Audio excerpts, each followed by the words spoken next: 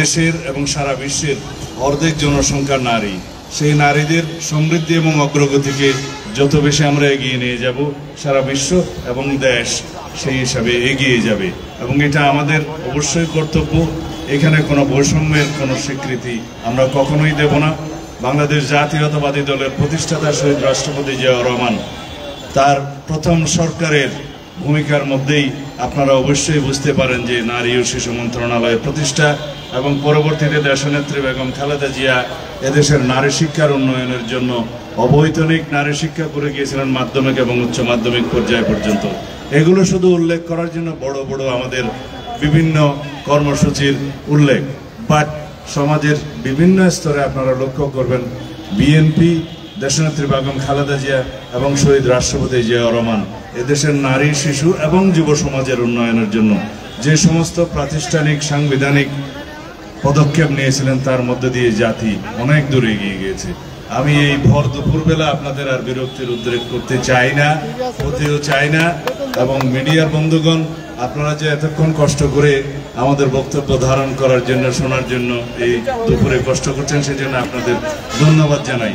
আমি প্রথমে কাউকে তেমন ভূমিকা দেই নাই, কাউকে অ্যাড্রেস করি নাই, সেজন্য আমি দুঃখিত। আমি চেষ্টা করেছি যাতে এই অনুষ্ঠানটার কলেবরটা আরও সংক্ষিপ্ত করা যায়।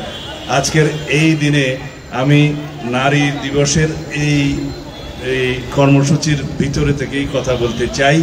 অন্যান্য রাজনৈতিক বিষয়গুলো যদি আমি এখানে গুরুত্ব সহকারে আনি, তাহলে নারী দিবসের, এই আন্তর্জাতিক নারী দিবসের এবং আমাদের নারীদের যে গণ অভ্যুত্থানের ভূমিকা, এই সকল কিছুকে একটু গুরুত্ব কম দেয়া হবে।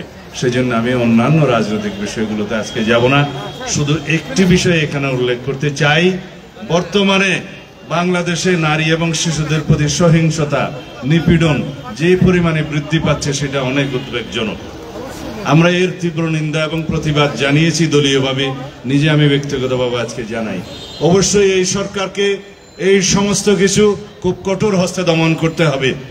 বাংলাদেশের এই নারী নির্যাতন এবং শিশু নির্যাতনের যেই উদ্বেগজনক হার বাড়ছে, সেটা যদি আমরা এখনই রুদ্ধ করে না দিতে পারি, তাহলে দেশের ভাবমূর্তি দেশে এবং বিদেশে ক্ষুণ্ণ হবে।